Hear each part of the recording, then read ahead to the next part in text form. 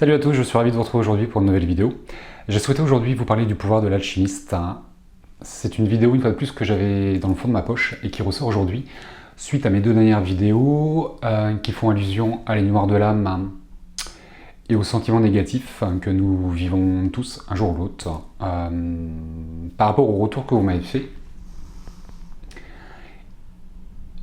je me suis dit que cette vidéo pourrait venir en complément, un peu comme une trilogie, pour peut-être quelque part continuer à vous permettre de comprendre pourquoi les choses ne sont pas aussi simples que qu'on l'aimerait, et comment faire pour transmuter, transformer tout ce qui nous pose problème au quotidien. C'est un petit peu le problème de l'alchimiste, c'est de transformer le plomb en or, mais pas que. D'ailleurs, est-il possible de transformer le plomb en or? Une vaste question. Pareil, pour transformer le plomb en or, les alchimistes, alors l'alchimie est une science qui date de l'Antiquité, et les alchimistes pensaient véritablement pouvoir transformer le plomb en or. Alors je parle de ça il y a des siècles et des siècles, en même temps j'étais pas présent, je sais pas ce qu'ils ont fait. Et il paraît que pour transformer le plomb en or, ou d'autres métaux un peu plus vils que l'or, il fallait trouver la pierre philosophale. Cette pierre philosophale avait, pour légende, la légende disait, ou dit toujours, que la pierre philosophale a cette faculté de transformer donc tous les métaux vils en or ou en argent, de guérir les maladies, et également de prolonger la vie incarnée, le corps humain, au-delà des espérances. Encore faut-il trouver cette pierre philosophale, et encore faut-il qu'elle puisse avoir toutes ces actions, cette pierre philosophale. Le pouvoir de l'alchimiste n'a rien à voir avec la chimie moderne, c'est plus une recherche spirituelle, une quête qui va vous ramener à l'intérieur de vous. Alors j'aime pas le mot quête, une recherche qui va vous ramener au cœur de vous-même, qui va vous plonger au cœur de vous-même, et qui va vous permettre de comprendre que ce pouvoir de l'alchimiste, nous l'avons tous en nous, et qu'il serait intéressant de réaliser que pour réaliser cette transformation, nous sommes tous à la fois et le matériau, et le creuset, le récipient, et le transformateur. Nous avons à la fois ces trois rôles à l'intérieur de nous, qui va permettre de transformer, transcender, transmuter tout ce qui vous pose problème en solution, en moment de bonheur, en moment de joie. Ce pouvoir de l'alchimiste, je le disais, est présent en chacun de nous. On va faire référence au pouvoir de la pensée, au fait que la pensée soit créatrice, et au pouvoir de l'intention. Je dis très souvent dans mes vidéos que la pensée est créatrice et que rien n'est plus fort que le pouvoir de l'intention. La pensée est créatrice tout simplement parce qu'elle va vous permettre de réaliser ce sur quoi vous portez votre attention. Tout comme une maison, avant de construire une maison, il va falloir la penser, la rêver, la dessiner. Je dessine, je fais les plans de ma maison et ensuite, je la construis. La pensée va vous permettre de rêver, de réaliser mentalement, par votre pensée justement, votre vie et ensuite de la matérialiser. Et le pouvoir de l'intention, pour les différencier tous les deux, le pouvoir de l'intention, c'est quelle intention vous mettez dans vos pensées. Je vais construire ma maison, ça va très bien se passer, ou je vais avoir des difficultés à construire ma maison, ça va être le bordel et ça va prendre des années et des années. Quelle intention je vais mettre dans ma pensée? Comment j'oriente mes pensées? De manière positive ou de manière négative? Est-ce que le verre est à moitié plein ou est-ce que le verre est à moitié vide? Le pouvoir de l'alchimiste est à l'intérieur de vous, par vos pensées, par l'intention que vous allez mettre. Par rapport à mes deux précédentes vidéos, Nuit noire de l'âme, sentiment négatif, la vie vous plonge, vous permet de vivre des situations qui sont compliquées, qui vont vous faire souffrir, qui sont obscures. Personne ne vous demande de rester dedans, de vous morfondre et d'y passer des mois et des mois. La vie ne vous demande pas de subir des choses, elle vous demande de transformer, guérir, transmuter les choses. La nuit noire de l'âme, je le dis dans la même partie de vidéo, pour moi, je pense qu'elle dure quelques mois, 3 mois, 6 mois, peu importe. Pourquoi pas un an pour certains. Ok. C'est ma vision des choses, c'est ma perception. Lorsque je lis certains commentaires où les gens me disent ça fait 10 ans qu'ils sont dans la lueur de l'âme, vous avez tout mon respect et je vous souhaite bon courage. Et très honnêtement, respect, tout simplement, et bon courage. 10 ans, c'est long. Transformer, transmuter les choses. Ne restez pas dans cette lueur de l'âme. Faites venir le soleil, le jour, dans cette lueur de l'âme pour la chasser. Faites appel au pouvoir de l'alchimiste qui est en vous. Ce pouvoir de l'alchimiste, je le disais, il existe depuis l'Antiquité. Depuis que l'homme est équipé d'un mental et d'un ego, ce qui n'a pas toujours été le cas, certaines civilisations comme les Lémuriens n'avaient pas ce libre arbitre, n'avaient pas cette faculté de prendre des décisions et de réfléchir. Du coup, depuis des siècles et des siècles, l'homme a ce pouvoir de créer sa vie, et ça commencera par ses rêves. La meilleure manière, l'une des meilleures manières de pouvoir réaliser ses rêves, c'est de se rappeler de ses rêves et de se reconnecter à son enfant intérieur. L'enfant intérieur, c'est votre passé, c'est la partie de nous, c'est notre enfance jusqu'à 6-7 ans, où le mental et l'ego justement apparaissent. Jusqu'à 6-7 ans, l'enfant ne réfléchit pas, il n'a pas de peur, il est très spontané, il est très naturel. Lorsqu'il pleure, c'est parce qu'il a vraiment mal, il est vraiment triste. Même s'il n'a pas vraiment de raison apparente de pleurer, il est très spontané, il ne réfléchit pas. Et l'enfant, il a plein de rêves, il croit au conte de fées. Tout est possible dans sa petite tête. Et lorsqu'on grandit, avec le mental et l'ego, à 6-7 ans, là, nos rêves disparaissent. Reconnectez-vous à vos enfants intérieurs. Et faites appel aux rêves que vous aviez quand vous étiez petit, à cette innocence des enfants, à leur candeur, à leur spontanéité, à leur authenticité aussi. Tout cela vous permettra d'avoir des pensées beaucoup plus optimistes et d'avoir une intention créatrice, positive. Ce pouvoir de l'alchimiste est très bien retranscrit dans un livre qui est très connu de Monsieur Paulo Coelho, qui s'appelle L'Alchimiste. C'est un petit bouquin, alors moi c'est le petit bouquin que j'ai choisi, que j'ai payé 5,80 €, c'est un prix dérisoire. Ce livre explique, relate exactement ce qu'est le pouvoir de l'alchimiste. C'est l'histoire d'un homme qui s'appelle Santiago, qui va justement réaliser ses rêves. Ce qui est très important, il se lit très facilement, il n'est pas très long. Il explique vraiment, illustre vraiment ce qu'est le pouvoir de l'alchimiste. Cet homme, Santiago, va partir avec des rêves, des objectifs, des buts dans sa vie. Et au fur et à mesure où il va avancer, cet homme, il va se rendre compte qu'en fait, il va réaliser ses rêves, mais que les rêves qu'il va réaliser, qui sont extraordinaires et qui sont chouettes, ne correspondent pas forcément à ce qu'il avait prévu au début. Par contre, ce qu'il va découvrir sur ce chemin est extraordinaire et beaucoup plus chouette que ses rêves de départ. Maintenant, son rêve de départ lui permet de cheminer, de partir, d'avoir un rêve, d'avoir un but, d'avoir un objectif.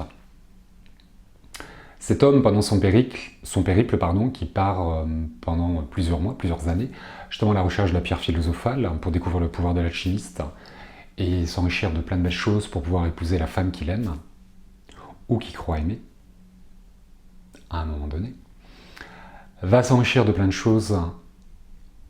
Je vous laisse lire ce livre, le découvrir. Maintenant, ce qui est important, c'est que cet homme, pour découvrir le pouvoir de l'alchimiste, pour mettre en pratique ce pouvoir de l'alchimiste, il va écouter son âme, il va écouter son cœur, et il va écouter tous les signes que la vie lui envoie. C'est aussi ça le pouvoir de l'alchimiste, c'est écouter son âme et pas sa tête. Ce qui est important aussi dans ce livre, c'est qu'il vous permettra peut-être de comprendre que le chemin sur lequel vous êtes vous emmènera au but que vous êtes fixé. Et le but que l'on se fixe tous, c'est le bonheur, c'est l'amour, c'est la joie, c'est le plaisir, c'est le contentement. C'est la réalisation, c'est l'extase, à la volupté, à l'orgasme de plein de choses, de jouir de la vie. C'est important, le plaisir, sous toutes ses formes. Cet homme, dans son périple, va se rendre compte que le chemin et le but sont indissociables. Le chemin, c'est le but, et le but, c'est le chemin. Si on ne chemine pas, on n'arrive pas à destination. La destination, l'arrivée, n'a aucun sens si vous ne cheminez pas. Peu importe le chemin sur lequel vous êtes, vous devez cheminer, avancer, ne restez pas sur la ligne de départ, ne restez pas là où vous êtes. Vous avez le droit de vous faire des pauses, vous avez le droit d'accélérer, vous avez le droit de freiner. Vous pouvez prendre une bifurcation, une déviation, peu importe. Le chemin sur lequel vous êtes vous amènera forcément à la destination du bonheur. Maintenant, il ne faut pas rester dans un immobilisme, dans une inertie.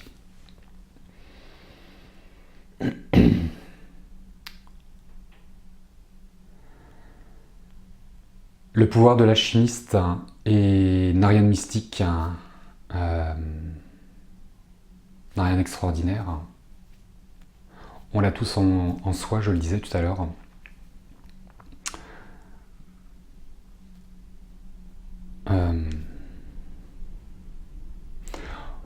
Pour l'illustrer de manière plus cartésienne, on va dire, je vais me servir de deux exemples qui devraient vous permettre de comprendre ce que c'est que le pouvoir de l'alchimiste et qu'on peut l'utiliser sous toutes ses formes et sur plusieurs choses.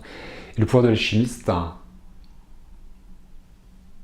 il sera intéressant de comprendre que vous l'avez en vous et que vous l'utilisez tous les jours. Tous les jours, tous les jours, tous les jours.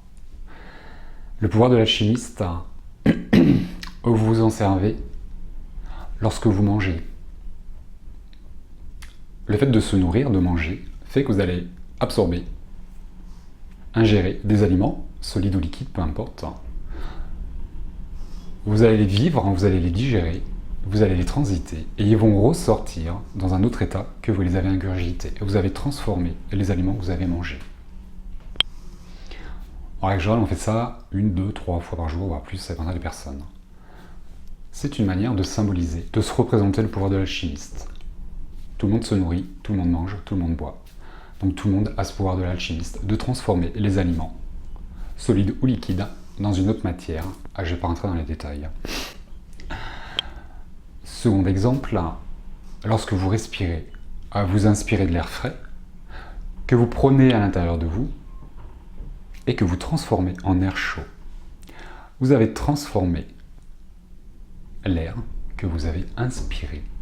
Vous avez changé sa température. Vous avez transmuté, transformé l'air. Vous avez ingurgité de l'oxygène, vous avez expiré, ressorti du dioxyde de carbone. C'est aussi ça le pouvoir de l'alchimiste. Donc si vous arrivez à prendre conscience que le pouvoir de l'alchimiste est en vous et pas à l'extérieur, vous allez peut-être être capable de transposer, de vous servir de ce pouvoir de l'alchimiste sur ce qui vous pose problème au quotidien. La colère, la souffrance, la misère, la tristesse, les pleurs, le malheur, le pessimisme, les difficultés. Prenez-les, digérez-les, transitez-les, transformez-les pour voir apparaître la joie, le bonheur, la plénitude, l'orgasme, le plaisir. C'est aussi ça le pouvoir de l'alchimiste. C'est le pouvoir de transformer, transmuter, transcender ce qui vous pose problème et de ne pas le garder, sinon c'est une indigestion émotionnelle. Si vous mangez du poisson pourri, un produit avarié, vous allez avoir une indigestion. Je préfère donner ça, par haut ou par en bas, il faudra que ça ressorte. Et d'une manière différente que c'est rentré. Faites la même chose avec ce qui vous pose problème à l'intérieur de vous, avec vos nuits noires, vos dépressions, vos colères. Ne les gardez pas à l'intérieur de vous, faites-les transiter, vivez-les, digérez-les, transmutez-les. Faites appel au pouvoir de l'alchimiste pour transformer tout ça, pour éclairer votre vie. Mettez en lumière ce qui vous pose problème. C'est aussi ça le pouvoir de l'alchimiste. Le pouvoir de l'alchimiste vous permettra également de vous rendre compte que vous êtes créateur de vos vies, par vos pensées, par le pouvoir de l'intention, et que le pouvoir que certains remettent à l'extérieur, par certains thérapeutes, certains médiums, moi ou un autre, on s'en fiche, c'est pareil. Le pouvoir est à l'intérieur de vous. Ne remettez pas le pouvoir de vos vies, le fait de créer vos vies, d'être responsable de vos vies, de vos réussites et de ce qui ne réussit pas. Tout dépend de vous. Votre pouvoir personnel est à l'intérieur de vous, en aucun cas à l'extérieur de vous. Plongez au cœur de vous-même. Pour reprendre votre pouvoir personnel, faites-vous accompagner, oui, par ce que vous voulez. Maintenant, l'accompagnement restera un accompagnement. Si l'accompagnant fait son travail et que vous ne faites pas le vôtre, vous n'avancerez pas. C'est à vous de créer vos vies. Vous êtes responsable et créateur de vos vies. Et dans ce que je dis, que personne ne se culpabilise, si vous n'y arrivez pas, faites appel à un thérapeute. Faites-vous aider, un ami, pas besoin de prendre un professionnel de santé ou de l'accompagnement. Vos amis, un bouquin, une vidéo, peu importe. Écrivez, faites sortir les choses qui vous pourrissent à l'intérieur, par l'écriture, par les pleurs, par la colère, par tout ça. Transcendez vos vies, illuminez-vous. C'est important.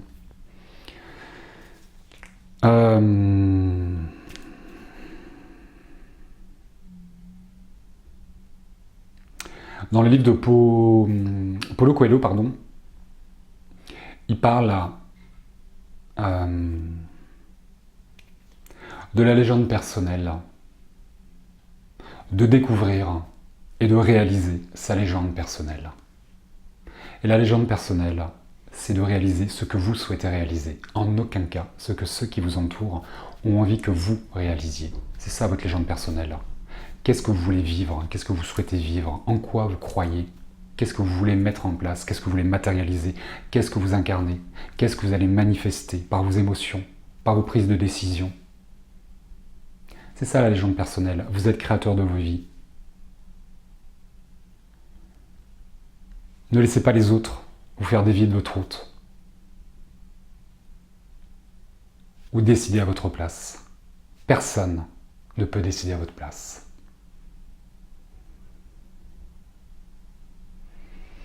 Cette pierre philosophale que tous les alchimistes ont cherché, désespérément cherché, est-ce qu'ils l'ont tous trouvé? Je ne suis pas sûr. Maintenant, Santiago, dans ce livre, il la trouve, cette pierre philosophale. Pour la trouver, je vous invite à plonger au cœur de vous-même et à découvrir que cette pierre philosophale, c'est peut-être votre cœur. Que c'est l'amour qui va vous permettre de réaliser vos rêves, en aucun cas vos peurs, ou vos doutes, ou votre colère, ou votre tristesse. Et si le cœur, notre âme, était cette fameuse pierre philosophale, qui est capable de transformer tous les vils métaux en or ou en argent, de guérir toutes les maladies et de prolonger nos incarnations, de faire vivre nos corps terrestres beaucoup plus longtemps. Transformer tous vos soucis en bonheur, transformer toutes vos problématiques en solutions, vos cauchemars en rêves.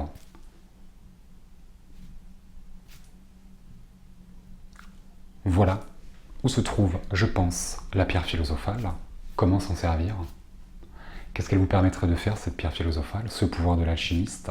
Comment orienter vos pensées? Quelle intention mettre dans ce que vous faites?